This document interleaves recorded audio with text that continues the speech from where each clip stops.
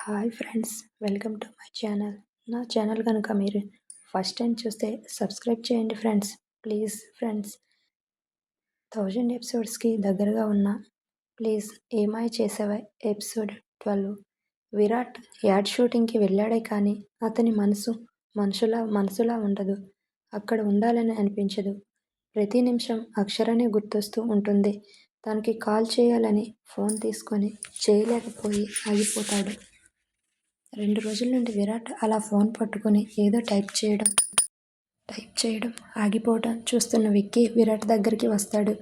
ఏమైందన్నయ్య, డల్గా ఉన్నావ్? ఏం లేదు విక్కీ, జస్ట్ వర్క్ స్ట్రెస్ అంతే. అన్నయ్య, నిన్ను చిన్నప్పటి నుండి చూస్తున్నా. నువ్వు ఎప్పుడు ఎలా ఉంటావో నాకు బాగా తెలుసు. అసలు ఏమైందో చెప్పు.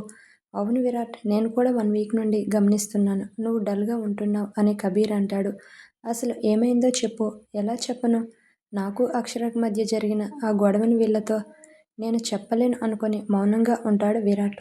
ఏమైంది నీకు? అక్షరకి మధ్య ఏమైనా జరిగిందా? గొడవ పడ్డారా ఇద్దరు? గొడవ అంటే పెద్దది కాదు, చిన్నదే. అందుకే నువ్వు డల్గా ఉన్నావా?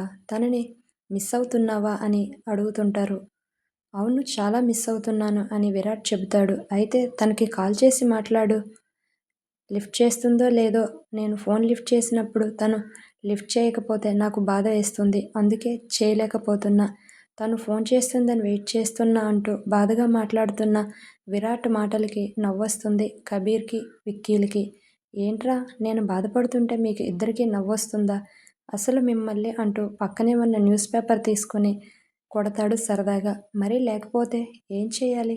ఒకప్పుడు నువ్వు ఎప్పుడు ఫోన్ లిఫ్ట్ చేస్తావా మాట్లాడాలని అమ్మాయిలు వెయిట్ చేసేవారు. ఇప్పుడు నువ్వు ఒక అమ్మాయి ఒకరి ఫోన్ కాల్ కోసం వెయిట్ చేయడం చూస్తుంటే నవ్వొస్తుంది మాకు. అబ్బా ప్లీజ్ నవ్వకండిరా. ఏదైనా ఐడియా ఇచ్చి హెల్ప్ చేయండి. ఇప్పటికి 2 days అవుతుంది తన వాయిస్ విని. ఎలా ఉందో ఏంటో తను.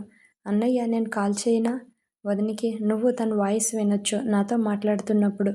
అవును, చెయ్యి అంటూ తను కాల్ లిఫ్ట్ చేసే వరకు విక్కీతో కాల్ చేపిస్తాడు. Hello, hi Vicky. హాయ్ వదిన, how are you? I'm fine Vicky. What about you అని అక్షర అడుగుతుంది. ఐఎమ్ ఆల్సో ఫైన్ వదిన. షూటింగ్ ఎలా జరుగుతుంది? బాగా జరుగుతుంది వదిన. టిఫిన్ చేశారా? చేశాం. మీరు?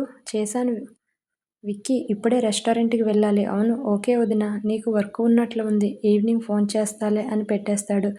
సరే విక్కీ. ఓకే వదిన, బాయ్. బాయ్ అంటూ విక్కీ ఒక్క నిమిషం. అది ఏమైంది వదిన? చెప్పండి. ఏమైనా అడగాలా నన్ను? అది మీ అన్నయ్య ఎలా ఉన్నారు అని అక్షర అడుగుతుంది. బాగున్నాడు. ఏ వదిన, నువ్వు అన్నయ్య మాట్లాడుకోవటం లేదా? చీచీ, అలాంటిదేం లేదు. జస్ట్ అడగాలనిపించింది అంతే. ఓకే బాయ్ విక్కీ అంటూ కాల్ కట్ చేస్తుంది అక్షర.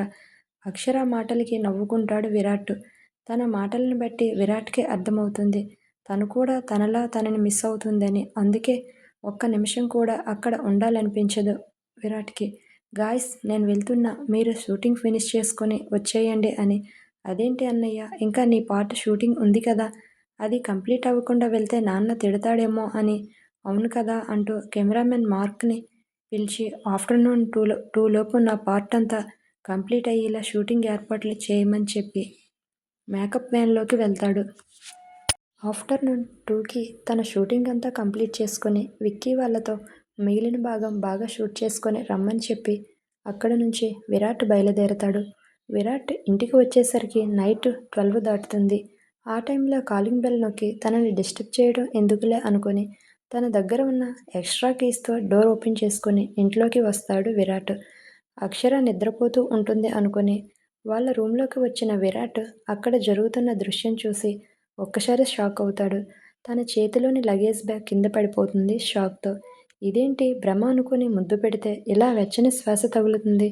నిజం విరాట్ గారు, మీరు వచ్చారా అని షాకింగ్గా అతని వైపు చూస్తుంది. నవ్వుతూ తననే చూస్తూ ఉంటాడు విరాట్. విరాట్ గారు, మీరు నిజంగా వచ్చారా? అవును అన్నట్టు తల ఊపుతాడు విరాట్. అయ్యో, ఇది నిజమేనా? అక్షర వెంటనే అతని పట్టుకొని హగ్ చేసుకొని అన్ని రోజులు తనను ఎలా మిస్ అయ్యిందో తన కౌగిలితో చూపిస్తుంది. విరాట్ ఫేస్ పట్టుకొని అతని చీక్స్, ఫోర్హెడ్, ఇలా లిప్స్ తప్ప మొహంలోని మిగిలిన పార్ట్స్కి కిస్ చేస్తుంది. ఐ మిస్ యూ విరాట్ గారు, I miss you so much అంటూ విరాట్ని టైట్గా హగ్ చేసుకుంటుంది అక్షర. అక్షర నుండి ఇది అస్సలు ఎక్స్పెక్ట్ చేయలేదు తను. వాళ్ళ బంధంలో తనకి క్లోజ్ అవ్వాలని ఎప్పుడూ విరాట్ మాత్రమే ప్రయత్నించేవాడు. కానీ అక్షర ఎప్పుడూ ఆ ప్రయత్నం చేయలేదు. ఎప్పుడూ సిగ్గుపడుతూ ఉండే అమ్మాయి అలా తన ఫీలింగ్స్‌ని ఎక్స్‌ప్రెస్ చేస్తూ ఉంటే ఆశ్చర్యం వేస్తుంది అతనికి. అక్షర, ఆర్ యూ ఓకే? నువ్వు బావున్నావా? ఆ! నేను బాగానే ఉన్నా. నాకేమవుతుంది చెప్పండి? అది కాదు, నువ్వు ఎప్పుడూ సైలెంట్‌గా ఉంటావు. అటువంటిది ఇప్పుడు ఇలా చేస్తుంటే అని అడుగుతాడు. అలా ఏంటి చెప్పండి? ఇలా ఏంటి? నా భర్తని నేను హగ్ చేసుకోవటం తప్పా? అని అడుగుతుంది. తప్పని ఎవరు చెప్పారు? నీకు ఆ రైట్ ఉంది మేడం. నేను పూర్తిగా నీ వాడిని అంటూ అక్షర చెవి లోబిని స్పృశిస్తూ నీ వాడిని అనే వాక్యం చెబుతాడు గట్టిగా. విరాట్ వెచ్చని శ్వాస తగులుతూ ఉంటే అక్షర శరీరంలో ఫీలింగ్స్ మొదలవుతాయి. విరాట్ అంత దగ్గరగా ఉండటం, నీ ఫీలింగ్స్ నీ భర్త దగ్గర దాచుకోకూడదు, ఎక్స్‌ప్రెస్ చేయాలని ఐసు తీసుకున్న క్లాస్ మహిమో ఏమో తనకి సమీపంలో అందంగా అమ్మాయిల పెదవుల్లా గులాబీ రంగులో మెరిసిపోతున్న విరాట్ లిప్స్‌పై తన లిప్స్‌తో సంతకం చేస్తుంది అక్షర. అక్షర చేసిన పనికి షాక్ అవుతాడు. తనకి దూరంగా అక్షరాన్ని జరుపుతాడు ఒక్కసారి. అక్షర, ఏం చేస్తున్నావు నువ్వు? నువ్వేం చేస్తున్నావో తెలుస్తుందా నీకు? మళ్ళీ మన మధ్య గొడవ జరగటం నాకస్సలు ఇష్టం లేదు. అక్షర, కొంచెం దూరంగా ఉందా? ముందు నువ్వు వెళ్ళి డ్రెస్ చేంజ్ చేసుకొని రాపో. చూడు ఎలా తడిచిపోయి ఉన్నావో అంటూ ఆ రూమ్ నుండి బయటికి వెళ్తాడు. కొంచెం సేపటి తర్వాత రూమ్లోకి వస్తాడు విరాట్.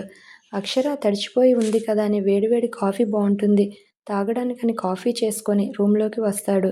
అక్షర ఇంకా అలాగే ఆ డ్రెస్‌లోనే ఏడుస్తూ ఉంటుంది. అక్షర ఏడవటం చూసి తన చేతిలోని ట్రేని పక్కన పెట్టి, అక్షర, ఏమైంది? ఎందుకు ఇంతలా ఏడుస్తున్నావు? అంటూ తన దగ్గరికి వెళ్తాడు. అక్షర ఏడుస్తూనే ఉంటుంది కానీ సమాధానం చెప్పదు. అక్షర, ఏమైందంటే చెప్పవేంటి? మీ వల్లనే. మీ వల్ల ఇదంతా. నేను ఏడుస్తున్నాను. నా వల్ల? నేనేం చేశాను? అని విరాట్ ఆశ్చర్యంగా అడుగుతాడు. ఏమీ చేయనట్లు నటించొద్దు. ఆ రోజు ఏదో తెలియక తోసేస్తే మీరు మనసులో అదే పెట్టుకొని, ఇప్పుడు నా అంతట నేనే మీ దగ్గరికి వస్తే అది మనసులో పెట్టుకొని, ఇప్పుడు నన్ను దూరంగా తోసేస్తున్నారు. డ్రెస్ చేంజ్ చేసుకో, బట్టలు మార్చుకో అంటూ ఏవేవో చెప్పి వెళ్ళిపోతున్నారు నాకు దూరంగా. అయ్యో, అదేం లేదురా.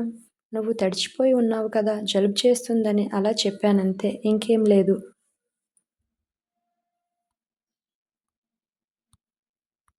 అబద్ధం చెప్పొద్దు. నేను ఏం చిన్న పిల్లని కాదు. నాకు అన్నీ తెలుసు. ఆ రోజు తోసేశానని కనీసం మాట్లాడను కూడా మాట్లాడటం లేదు మీరు. ఇంత చిన్న విషయానికి అంత శిక్ష వేస్తారా ఎవరైనా? అయ్యో అక్షర, అపార్థం చేసుకున్నావు.